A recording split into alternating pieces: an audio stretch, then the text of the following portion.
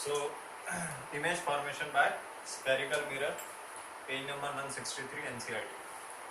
अब हमने जैसे ये चैप्टर हमारा नया ऐड हुआ है, मतलब ये टॉपिक हमारा जो है वो ऐड हुआ है इसके अंदर। अभी जो सिलेबस आया था उसमें इसको ऐड किया गया है। तो इसमें स्फेरिकल मिरर्स में हमने दो टाइप के मिरर पढ़े थे, एक तो कॉन्वेक्स पढ़ा था और एक क्या पढ़ा था, कॉनकेव। और उस टाइम पे हमने सिर्फ प्रॉपर्टीज देखी थी उनकी कि कौन सा डाइवर्जिंग होता है, कौन सा कन्वर्जिंग होता है, और यूजेस पढ़ लिए थे जो हमारे सिलेबस में थे। अब इमेज फॉर्मेशन मतलब इन दोनों मिरर्स का यूज करके किस तरह से इमेज बनती है। बेसिकली जब मैंने आपको सब टर्म्स पढ़ाई थी, pole, focal length, curvature, radius of curvature, ये सब डिस्कस किया था ना हमने एक बार देखा था कि अगर कोई रिफ्लेक्टिंग सरफेस है तो इस रिफ्लेक्टिंग सरफेस से एक इमेजनरी लाइन पास होगी जिसको हम क्या बोलते हैं, प्रिंसिपल एक्सिस। और यहाँ पे पोल होता है बीच में एकदम रिफ्लेक्टिंग सरफेस के। और ये जो स्फेयर से निकल के हमने जो मिरर बनाया है इसका जो सेंटर होता है, क्योंकि एक स्फेयर हो गया और स्फेयर का जो सेंटर होता है उसको हम क्या बोलते हैं, सेंटर ऑफ कर्वेचर। और ये जो डिस्टेंस होती है यहाँ से लेकर जो ये यहाँ से यहाँ तक, इसको बोलते हैं रेडियस ऑफ कर्वेचर। हाँ बट और इनके बीच में कहीं आपको क्या मिल जाएगी, फोकस मिल जाएगी। ये अपन ने सबने डिस्कस कर लिया था। अब ऊपर से जाके वो कपड़ा लें, ये तो इतना बड़ा है कि, तो ये सब हमने डिस्कस कर लिया था। अब बेसिकली इमेज फॉर्मेशन में आपको क्या क्या चीजें दिखानी होगी, क्या क्या चीजें दे रखी, बहुत सिंपल है ये। बेसिकली आपको याद करना पड़ेगा क्योंकि पूरा याद करने जैसा ही। आपको कुछ क्वांटिटीज दे रखी होगी वो आपको देखनी। पहले तो कि इमेज हम बना रहे हैं तो ऑब्वियसली हमको ऑब्जेक्ट चाहिए, क्योंकि ऑब्जेक्ट की ही क्या करेंगे हम, इमेज देखेंगे। तो पहला हमको देखना होगा पोजीशन ऑफ, हाँ हाँ दे देंगे चलेगा।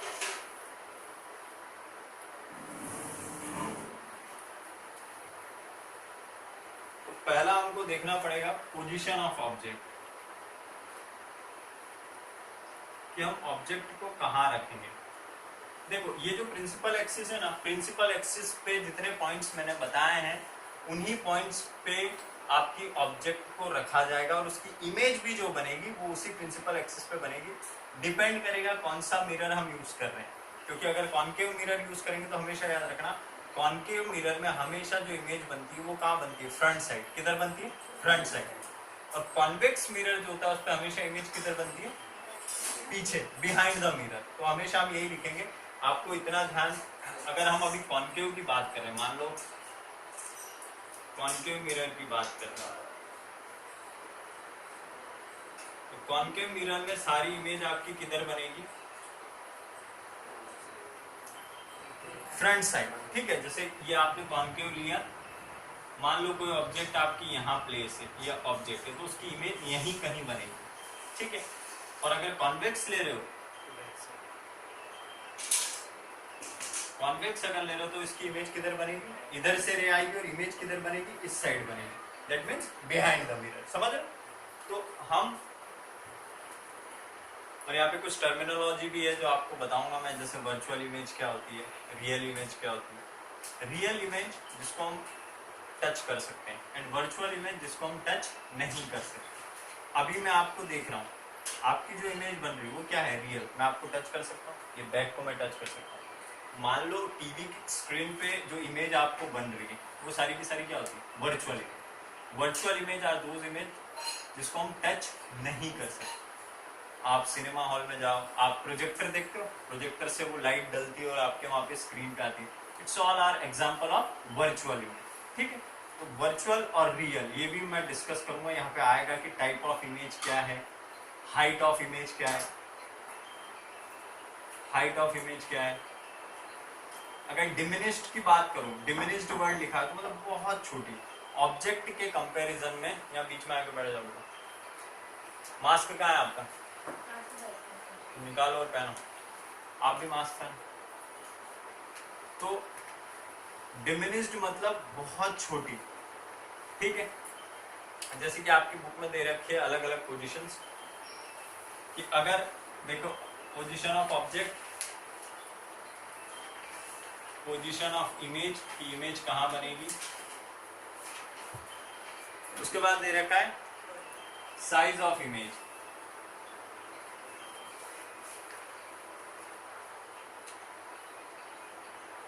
और लास्ट में दे रखा है नेचर ऑफ इमेज, कि नेचर क्या होगा इमेज का।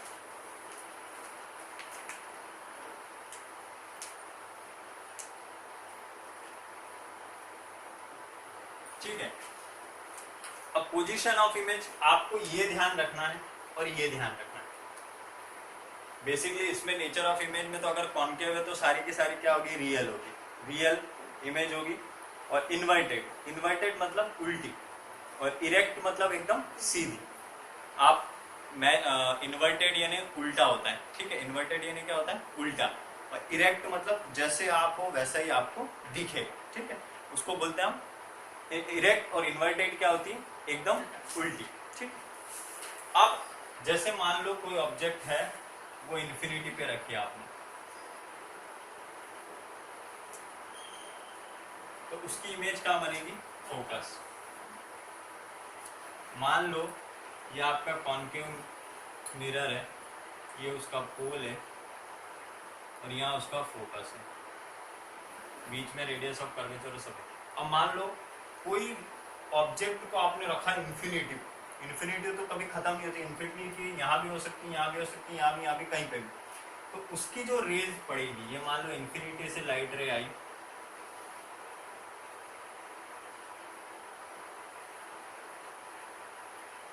तो ऑब्जेक्ट यहाँ रखा हुआ हमारा, और उसकी जो इमेज बन रही है वो कहाँ बन रही है, फोकस पे। तो इन्फिनिटी से अगर कोई भी ऑब्जेक्ट रखोगे आप, तो उसकी इमेज कहाँ बनेगी, हमेशा फोकस पे। नेचर आप देख लो, हाईली डिमिनिश्ड, क्योंकि इन्फिनिटी पे कोई चीज आप देखते हो तो बहुत ही क्या दिखेगी आपको, छोटी दिखेगी उसकी इमेज। समझ रहे हो मेरी बात।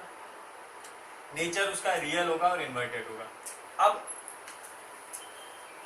ये तो जो दे रखे हैं, पहले आपको डायग्राम दे रखे हैं, ये मतलब ये सारी कंडीशन दे रखी है टेबल 10.1 में। अब इससे पहले अपने जो ये जो बोल सकते हैं कि जो representation of image formation by रे डायग्राम, तो रे डायग्राम के कुछ कुछ कॉन्सेप्ट्स हैं, वो मैं आपको बता देता हूँ। कि अगर देखो, पहला कॉन्सेप्ट ये है कि अगर कोई लाइन प्रिंसिपल एक्सिस के पैरेलल आ रही है, देखो इधर देखो, अगर कोई लाइन प्रिंसिपल एक्सिस के पैरेलल आ रही है और वो इनफाइनाइट से आ रही है, कहाँ से आ रही है, तो वो हमेशा कहाँ से निकलेगी, फोकस से। कहाँ से गुजरेगी, पहली जो 10.3 जो वो दे रखा है पेज नंबर 164 पे, देखो। अब parallel, a ray parallel to the principal axis after reflecting will be pass through the principal focus. जब कभी कोई रे प्रिंसिपल एक्सिस के पैरेलल होगी और वो अगर इंफिनिटी से आ रही है, तो कहाँ से हमेशा पास होगी, फोकस से। ये चीज आपको माइंड में रखनी है। ये रे डायग्राम के थ्रू ही हम क्या कर सकते हैं, हमारी इमेज के फॉर्मेशन को कर सकते हैं। दूसरा केस देखो, अगर कोई रे फोकस से पास हुई है, मान लो अगर कोई, जस्ट फर्स्ट वाले केस का क्या हो रहा है, उल्टा, कि अगर कोई रे फोकस से पास हो रही है, फोकस से, तो उसकी इमेज क्या बनेगी, इन्फिनिटी पे। क्या बनेगी, ठीक है। क्योंकि अगर कोई रे, पहला पॉइंट क्या था, पहले पॉइंट में क्या था कि अगर कोई रे प्रिंसिपल एक्सिस के पैरेलल, पैरेलल समझता हूँ, अगर कोई रे प्रिंसिपल एक्सिस के पैरेलल जाती है, तो आफ्टर रिफ्लेक्शन वो कहाँ से निकलेगी, फोकस से।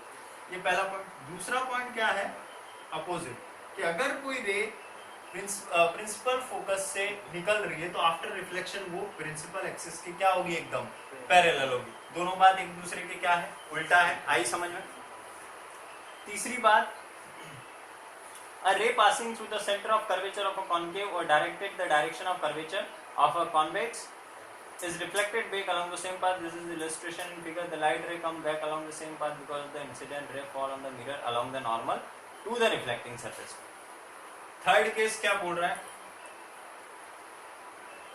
कि अगर यहाँ पे कोई सेंटर ऑफ कर्वेचर है और अगर कोई रे सेंटर ऑफ कर्वेचर से होके निकली, अभी यार वो गई नहीं है, समझ जाना। अगर कोई सेंटर ऑफ कर्वेचर से रे निकल रही है,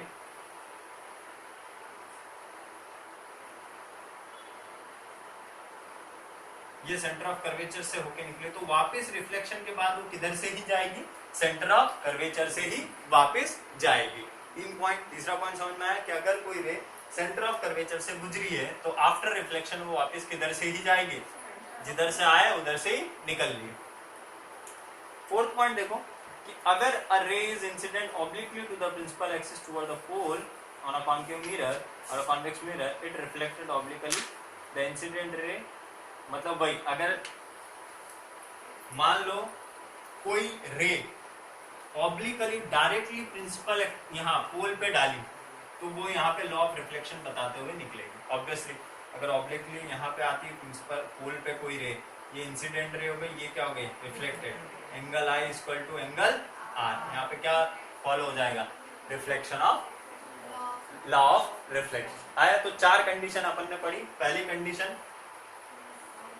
कंडीशन ये कि अगर कोई रे प्रिंसिपल फोकस के पैरेलल आती है तो आफ्टर रिफ्लेक्शन वो कहां से निकलेगी, फोकस से।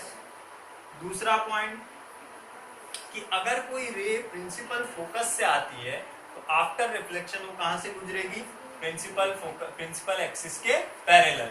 ठीक है, प्रिंसिपल एक्सिस के क्या होगी, पैरेलल होगी। पहले में क्या था, इधर से आ रही थी और टकराने के बाद फोकस से निकल रही थी।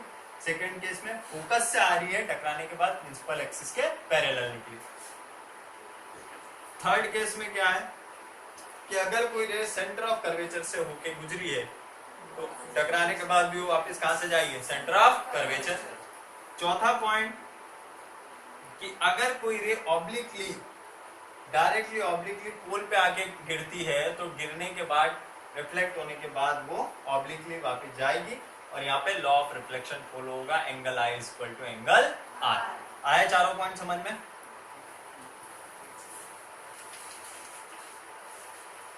तो अब वो डायग्राम हम समझते हैं। अब ये अपन ने 4 कंडीशन देख ली। अब जो आपकी टेबल बनी हुई इस टेबल को देखते हैं कि देखो, पहला मैं आपको बता देता हूँ, यहाँ सारे इमेज की पोजीशंस लिख देता हूँ, फिर आप बताना कि कहाँ पे क्या बनेगा। मान लो एक इन्फिनिटी है, दूसरा इन्होंने बोला है बियॉन्ड सी,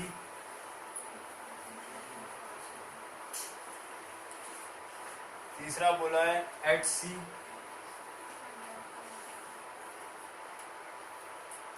चौथा इन्होंने बोला बिटवीन सी एंड एफ,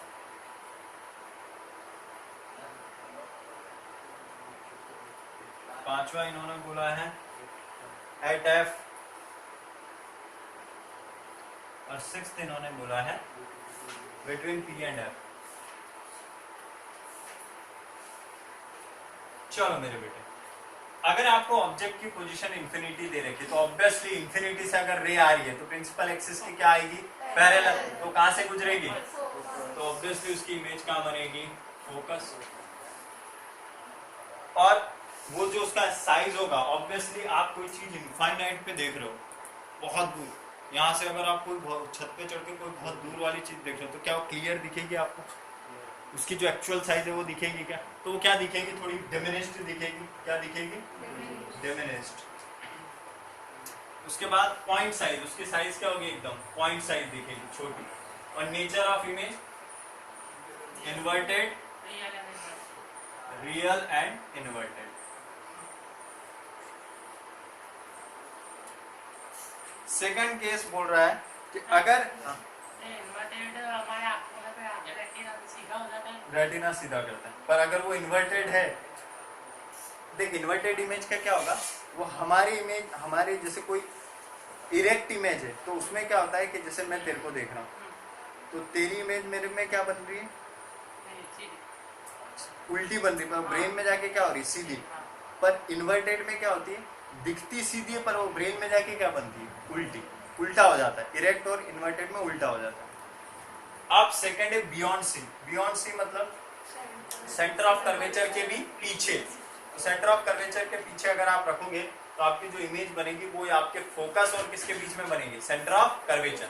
मान लो एक एग्जांपल आप लेते हो कि आपका पोल हो गया, ये आपका फोकस हो गया और यहाँ आपका कुछ कर्वेचर, सेंटर ऑफ कर्वेचर हो। अब मान लो आपने ऑब्जेक्ट यहाँ रखी बियॉन्ड सी, सी के बियॉन्ड, तो उसकी जो इमेज बनेगी वो यहाँ कहीं बनेगी, सेंटर ऑफ फोकस के बीच में। अब एक केस ये देखो, फोर्थ नंबर वाला, कि अगर मान लो ऑब्जेक्ट को हम यहां रख देंगे, कहां पे, सी और एफ के बीच में, तो उसकी इमेज क्या बनेगी, बियॉन्ड सी। आ रहा है समझ, उल्टा है जस्ट केसेस। तो बियॉन्ड सी अगर आप रखोगे तो इमेज बनेगी between C and F. Nature of image diminished और रियल एंड इन्वर्टेड वो चलता रहेगा। अब एट सी पे अगर रख रहे हो, एट सी पे अपन ने सीखा कि अगर कोई रे सेंटर ऑफ कर्वेचर से आई है तो सेंटर ऑफ कर्वेचर से ही जाएगी, तो इमेज वापस कहां बनेगी, at C. Between C and F रखा तो कहां बनेगा, बियॉन्ड सी। अभी अपन ने देखा कि अगर कोई ऑब्जेक्ट को आपने कहां रखा है, सेंटर ऑफ कर्वेचर और फोकस के बीच में रखा है, तो उसकी इमेज कहां बनेगी, बियॉन्ड सी। क्यों, क्योंकि अभी अपन ने एक केस देखा सेकंड नंबर वाला कि बियॉन्ड सी हमने किसी ऑब्जेक्ट को रखा है तो उसकी इमेज क्या बनी है, सी एंड एफ के बीच में।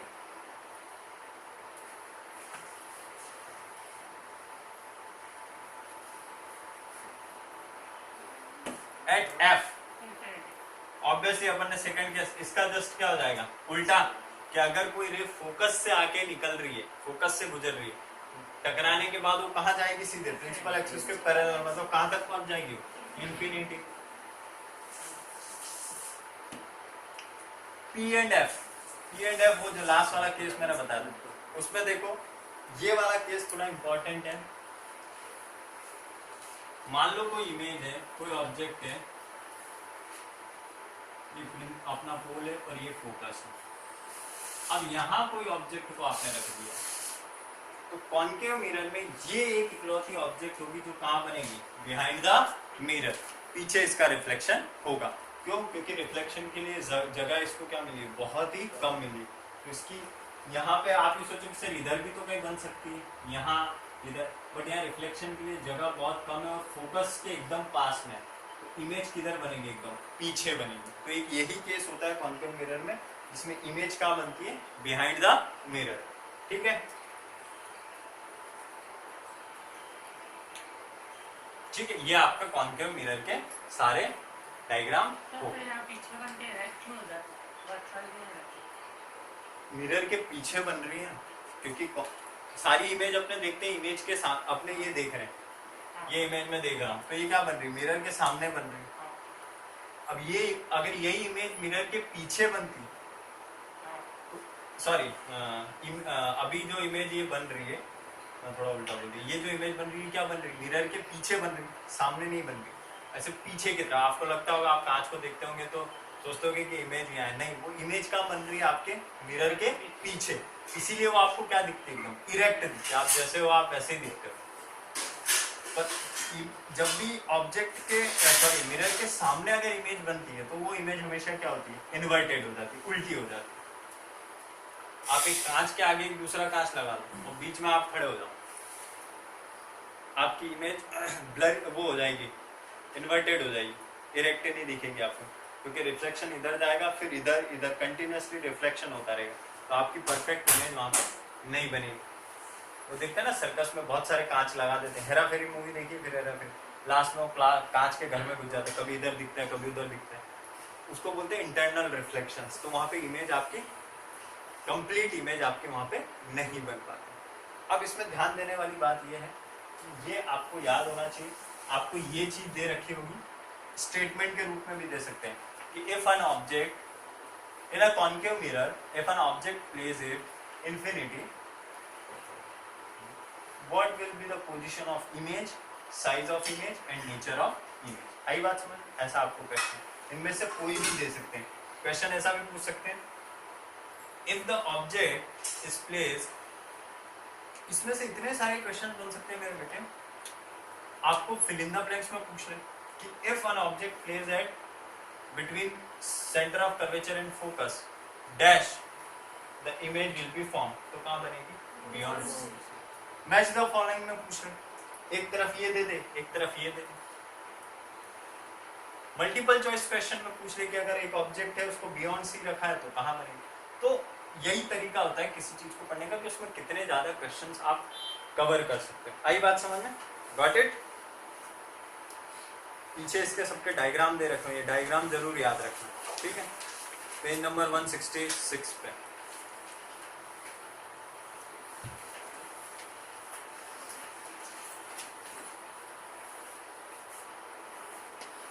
आया सबको समझ में?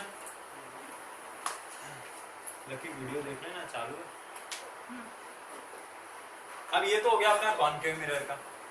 अब हम पढ़ेंगे कॉन्वेक्स का, ठीक है।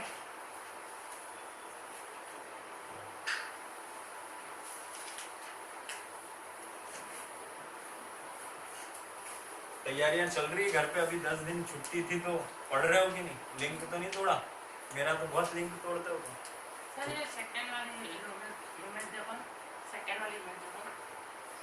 क्या देखो? सेकंड वाली जो बी वाली उसमें देखो ना, एक तो ये सीधी जाके एफ पे मिल रही है और दूसरी वे अपने यहाँ पे मिल रही है नीचे पोल पे। तो इमेज यहाँ पे बन रही है। पोल पे कहाँ मिल रही? नहीं मतलब यहाँ पे नीचे मिल रही है। वो गई, अरे इमेज उनको बनानी है तो क्या एक रे से तो इमेज बनाएंगे नहीं ना। हाँ। तो वो इमेजनरी लाइन बताई हुई, इमेज इस तरह से बन रही है। और ये रे जो है ये सिर्फ लाइट को बताने के लिए है। अभी एक इमेज यहाँ डाल दे तो दूसरी इमेज बनाएंगे कहाँ? पहली इमेज ये, पहली जो रे है ये यहाँ गई, ठीक है, रिफ्लेक्ट होने के बाद यहाँ आई। दूसरी ये पैरेलल होके यहाँ निकलेगी, इधर से होके यहाँ फोकस से निकलेगी। अगर दोनों यहाँ निकाल दे तो इमेज बनेगी कैसे? मतलब मतलब कोई ये समझ कि उन्होंने सिर्फ समझाने के लिए, प्रिडिक्ट करने के लिए वो रे को फोकस से निकाला है बेसिकली। अगर वहां नहीं निकालते तो इमेज कहाँ बनाते? वो दोनों तो वहां निकल जाते तो क्या फोकस पे रखते? मिलती है वहाँ पे इमेज बनती है भाई। और ये तो भूल ही जाना कि एग्जाम पोस्टपोन कुछ होगी, कुछ नहीं, जो डेट फिक्स है उसी पे एग्जाम होगी। और अभी हार्डली 1 महीना बचा है तुम्हारे पास, तो थोड़ा पढ़ना लिखना शुरू कर दो, बहुत सारी चीजें हैं।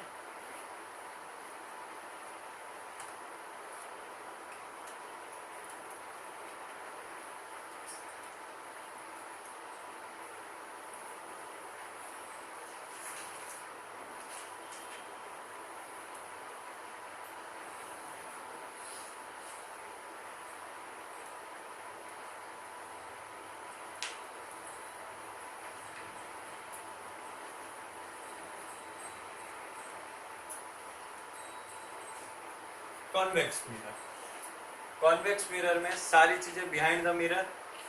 वहां पे रियल और इरेक्ट इमेज बन रही थी, यहाँ पे क्या बनेगी? वर्चुअल एंड सॉरी वहां इन्वर्टेड बन रही थी, ठीक है।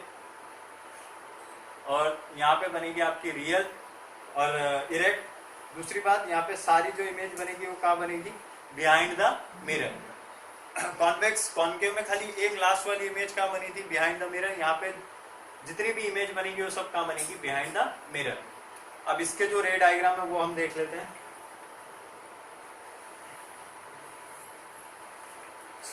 इसमें 2 ही रे डायग्राम है। पहला वही बात है कि अगर किसी को इन्फिनिटी पे रखोगे तो उसकी इमेज कहाँ बनेगी? फोकस। और अगर फोकस पे रखोगे तो कहाँ बनेगी? अरे अभी बताया ना कि अगर कोई ऑब्जेक्ट को इन्फिनिटी पे रखोगे तो कहाँ बनेगी? फोकस। और फोकस पे रखोगे तो देखो कॉन्वेक्स लेंस में भी पहली जो पोजीशन है ऑब्जेक्ट की वो कहाँ रखी है? इन्फिनिटी। तो उसकी जो इमेज बन रही है वो कहाँ बन रही है? Focus, but behind the mirror. Highly diminished होगी, पॉइंट साइज होगी और वर्चुअल और इरेक्ट होगी। दूसरा, अगर इन्फिनिटी मतलब दूसरा उन्होंने पिक्चर ही खत्म कर दी कि कहाँ बीच में रखो नहीं रखो। ये पोल है और इधर का इन्फिनिटी, तो उन्होंने सेकंड बोला कि पोल से लेके इन्फिनिटी आप कहीं भी इमेज को रख दो, कहीं पे भी आप ऑब्जेक्ट को रख दो, जो ऑब्जेक्ट की जो इमेज बनेगी वो आपकी बनेगी, ये आपका प्रिंसिपल है और यहाँ कहीं ना कहीं आपकी क्या होगी? फोकस। तो इसके बीच में इमेज बनेगी आप, ठीक है। आप कहीं भी ऑब्जेक्ट को रखो, यहाँ पुट करो, यहाँ ऑब्जेक्ट रखो, यहाँ ऑब्जेक्ट रखो, कहीं भी आप रखो पी और इन्फिनिटी के बीच में आपको हमेशा जो इमेज मिलेगी वो कहाँ मिलेगी? पी और एफ के बीच में, बिहाइंड द। हाँ भाई पीछे पीछे यार, भावनाओं को समझ। तो ये आपका कॉन्वेक्स मिरर से इमेज फॉर्मेशन बहुत इजी है। कॉनकेव का थोड़ा ध्यान रखने का होता है और उसमें 2 याद है तो 2 तो आपको वैसे ही याद हो जाते कि अगर फोकस पे है तो इन्फिनिटी पे है तो फोकस, कर्वेचर पे है तो कर्वेचर पे, बियॉन्ड सी है तो पी और एफ के बीच में, पी और एफ के बीच में है तो बियॉन्ड। 2-3 बातें तो यार। ये हो गया आपका इमेज फॉर्मेशन भी। अब और क्या है लगती, लेंस का भी है क्या? हाँ लेंस का भी है, खाली न्यूमेरिकल्स नहीं बाकी सब है।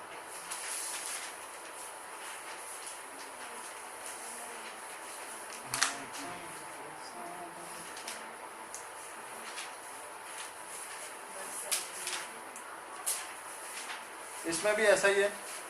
अब अपने खाली ये टेबल है ना, इसको डिस्कस करेंगे क्योंकि मोस्ट प्रोबेबली ये याद रखने वाली चीज है। इसके भी रे डायग्राम पहले डिस्कस कर लेते हैं।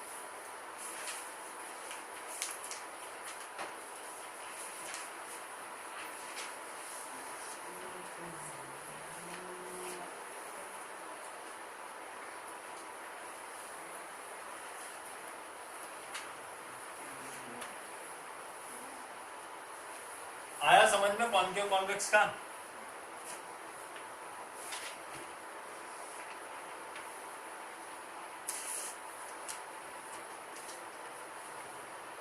अब image formation by spherical lens. दो लेंस है हमारे पास, याद है हमको, कौन से? कॉनकेव और कॉन्वेक्स।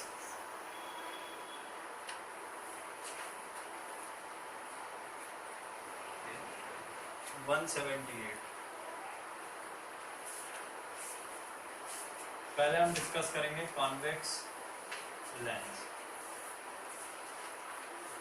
और मैं आपको पहले बता चुका हूं कि ये लेंस और मिरर एक दूसरे से क्या होते हैं, उल्टे। जो प्रॉपर्टी कॉन्वेक्स कॉनकेव मिरर में देखी थी 6 इमेज अपन ने, वो कॉन्वेक्स लेंस में देखेंगे। और जो 2 इमेज की प्रॉपर्टी अपन ने कॉन्वेक्स मिरर में देखी थी, वो अब अपने को किस में देखनी पड़ेगी, कॉनकेव लेंस। अब इसके रे डायग्राम देखो। पहला रे डायग्राम वही बोल रहा है जो अपन ने लेंस में पढ़ा था कि अगर कोई, ये आपका मान लो कोई लेंस है, ये उसका क्या हो गया, क्या हो गया, ये होल होता है, सेंटर ऑफ कर्वेचर। अरे घटो, ऑप्टिक सेंटर, ये होता है ओ, ऑप्टिकल सेंटर। ठीक है, हाँ वो ऑप्टिकल सेंटर। अब ये बोला है वही पहला जो इमेज रे डायग्राम है यूनिवर्सल। कोई भी, ये आपकी क्या है, प्रिंसिपल एक्सिस। कोई भी रे प्रिंसिपल एक्सिस के क्या हो, पैरेलल। कहां से निकलेगी, खत्म, कॉनकेव हो या कॉन्वेक्स लेंस में। दूसरी बात, उल्टा, कोई रे अगर फोकस से आ रही है तो कहां से निकलेगी, प्रिंसिपल एक्सिस के पैरेलल। ये दूसरी बात। तीसरी बात, अगर कोई रे, दूसरी बात, अगर कोई रे ऑप्टिकल सेंटर से आ रही है तो वापस टकरा के किधर से जाएगी, ऑप्टिकल सेंटर से। सेंटर ऑफ कर्वेचर जैसा काम उधर अपन ने मिरर में पढ़ा। अब इमेज देख लो फटाफट, पेज नंबर 178 पे देखो। हो गया विन्नी, हो गया कैलकुलेशन, हो गया, बढ़ाओ आगे। हाँ हाँ कोई बात नहीं, हो गया, करें शुरू। 178 पे देखो, position of image, position of object, position of image.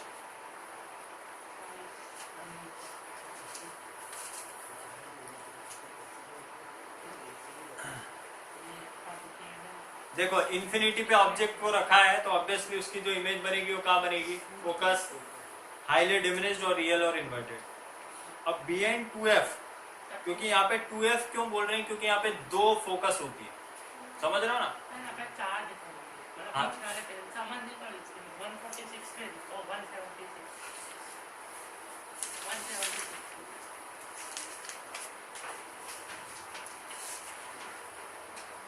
Convex में तो बेटा डबल सर्कुलर है, तो देखना, तो उसमें 2 बनने चाहिए। तो एक ये फोकस है f1 और एक क्या है 2f2, और इधर भी, क्योंकि ये भी रिफ्लेक्टिंग सरफेस है, ये भी रिफ्लेक्टिंग सरफेस। तो लेंस का रिफ्लेक्टिंग पावर ज्यादा होता है ना बेटा, मिरर थोड़ी है। लेंस का रिफ्लेक्टिंग पावर, क्योंकि ये इमेज को क्या करता है, या तो बड़ा करके दिखाता है या फिर छोटा, तो इसकी फोकस क्या होती है, ज्यादा होती है। बड़े बड़े टेलीस्कोप आप यूज करते हो तो उसमें आप क्या यूज करते हो? लेंस यूज करते हो, मिरर यूज करते हो। मिरर इसलिए यूज करते हो क्योंकि उसकी फोकल लेंथ क्या होती है? ज्यादा होती है। फोकल लेंथ ज्यादा होने का मतलब उसमें ज्यादा फोकस होता है, इसलिए एक यहाँ एक। और अगर ज्यादा बड़ा लेंस हो तो इधर यहाँ f3 भी हो सकती है, यहाँ f4। वो देखते हैं ना आपने माइक्रोस्कोप में x1 x2 लेवल, वो ये सब है f1 f2 f3 लेवल। तुम लेंस भी देखते हो, वो तुम्हारी गन जो यूज करते हो पबजी में कौन सी होती है वो 8x 10x, तो वो xx क्या है? उसकी फोकल लेंथ है, इतनी देर तक जूम कर सकते हो, उसकी इतनी पावर है वो वाले लेंस। तो ये 2f मतलब यहाँ पे 2 फोकल लेंथ, मतलब ये थोड़ा कम पावर। अगर ये 4f होता तो दैट मीन ये जो लेंस है ये क्या है? ज्यादा पावरफुल। समझ रहे हो?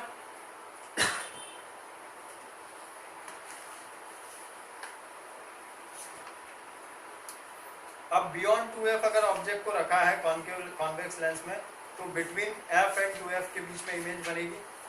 और बिटवीन, और अगर 2f 1 पे रखा है, फोकस पे अगर कोई लाइन गुजरी है तो वो फोकस से ही निकलेगी।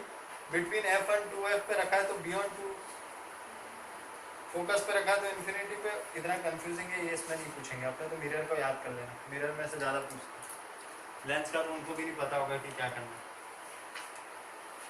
ज्यादा जो याद हो, एक तो इन्फिनिटी का याद रख लेना, और ऑप्टिकल सेंटर का तो ऑप्टिकल सेंटर पे ही बनेगा, 2f1 का 2f2 पे बनेगा।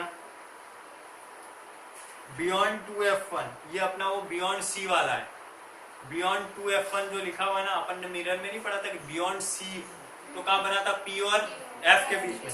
यहाँ पे भी बियॉन्ड जो 2f1 है वो f2 और 2f2 के बीच में बनेगा।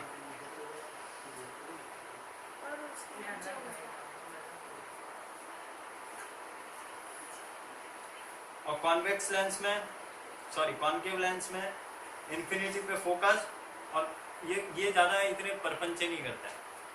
ये अच्छा है। ऊपर से तेरे को क्या करना है खाली, जो मैं बता रहा हूँ, एक तो पहला वाला नहीं इन्फिनिटी, उसका कहाँ बनेगा? फोकस खत्म बात। उसके बाद देख अपना ऑप्टिकल सेंटर वाला,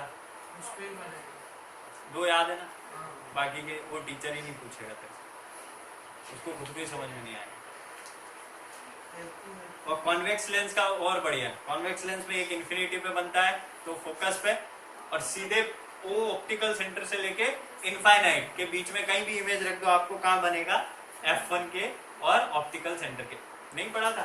पोल और f के बीच में इमेज बनी थी मिरर में, जस्ट उल्टा होता है, उल्टा होता है बिहाइंड द मिरर। लास्ट में कॉन्वेक्स मिरर अपन ने पढ़ा था, तो मैंने नहीं बताया था कि पहला तो उसमें क्या पढ़ा था कॉन्वेक्स मिरर में, पहली कंडीशन कि ऑब्जेक्ट को रखा है इन्फिनिटी पे तो बना फोकस पे। सेकंड केस उसने इतने सब परपंचे रखे ही नहीं, उसने बोला पोल से लेके इनफाइनाइट के बीच में आप कहीं भी इमेज रख दो, आपकी जो ऑब्जेक्ट रख दो, आपकी जो इमेज बनेगी वो कहाँ बनेगी? पोल और फोकस के बीच में। तो यहाँ पे भी ऐसा ही है कॉन्केव मिरर, कॉन्केव लेंस में, क्योंकि कॉन्केव मिरर जो है वो कॉन्केव लेंस होता है यहाँ पे, मतलब उसके जैसा होता है, और कॉन्वेक्स मिरर जो होता है वो यहाँ पे कॉन्वेक्स लेंस की तरह। ठीक है, इसने ये बोला है कि ऑप्टिकल सेंटर और इन्फिनिटी के बीच में आप कहीं भी इमेज को रखो, ऑब्जेक्ट को रखो, तो उसकी इमेज कहाँ बनेगी? ऑप्टिकल सेंटर और फोकस के बीच में। वहां पोल था इसलिए पोल, यहाँ ऑप्टिकल सेंटर इसलिए ऑप्टिकल सेंटर। फोकस तो अपना क्या है? कॉमन।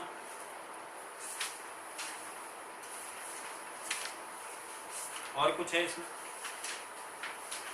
हो गया है।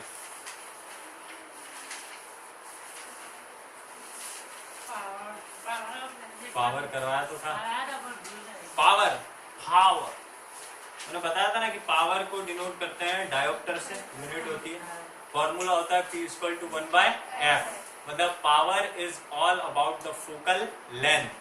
जितनी ज्यादा फोकल लेंथ उतनी कम पावर, और जितनी कम फोकल लेंथ उतनी ज्यादा पावर। उसके बाद डायोप्टर इसकी यूनिट होती है।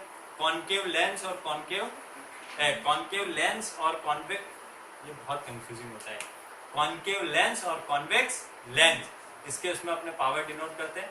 प्लस अगर पावर होती है तो कौन सा लेंस होता है? प्लस अगर पावर है, +2 अगर पावर है तो कौन सा लेंस है, और माइनस अगर पावर है तो बस इतना ही पूछते हैं, ज्यादा इसमें कुछ डिटेल में नहीं पूछे। क्या क्या याद रखना है, यूनिट क्या होती है डायोप्टर, फॉर्मूला क्या होता है 1/f, पॉजिटिव पावर कौन से लेंस की होती है, नेगेटिव पावर कौन से लेंस की होती है। अगर पूछा जाए डिफाइन वन डायोप्टर, ये भी एक question, what is one dioptre, तो जब किसी लेंस की जब किसी लेंस की फोकल लेंथ 1 मीटर होती है तो उसकी पावर कितनी होती है 1 डायोप्टर। क्यों, क्योंकि फॉर्मूला क्या होता है P = 1/f। तो अगर किसी और फोकल लेंथ को हम किस में मेजर करते हैं, मीटर में, तो 1 dioptre is equal to if any lens have the focal length of 1 meter then the power will be 1 diopter। चलो, इसके बाद इसमें न्यूमेरिकल नहीं है। अब कौन सा चैप्टर है, हो गया खत्म, 11 पूरा हो गया था, 12 पूरा हो गया था, 13 पूरा हो गया था।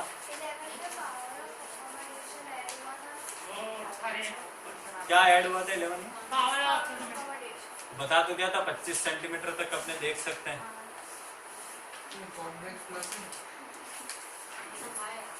ये सब जो घर गृहस्थी ये तो बता देंगे आपके, उसका तो टाइम है, तो लास्ट में तुमको बताऊंगा तो तुमको याद रहेगा, तुम लिख देंगे। अभी रिप्रोडक्शन अपने डिटेल में नहीं पढ़ सकते क्योंकि रिवीजन भी तो करना है। तीन दिन में करा, 3-4 दिन नोट्स तो है ही सही वैसे आपके पास, इसको बंद करो।